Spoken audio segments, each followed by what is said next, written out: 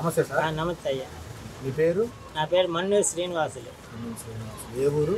ఉలవపాడు. ఏం పని చేస్తారు? వ్యవసాయం. మీకు పరేడు ప్రాంతంలో భూమి ఉందా? కొంచెం ఉంది సార్. ఎంత ఉంది? 60 సెంట్లు ఉంది. 60 సెంట్లు. ఏం పంట వేస్తారు అందులో? వరి వేస్తాం.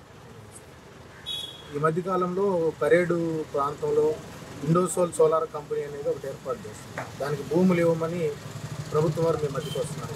ఆ భూములు మీరు ఇవ్వడానికి సిద్ధంగా ఉన్నారా? అదే సార్, మేమందరం అందరం కూర్చొని మాట్లాడుకున్నాము.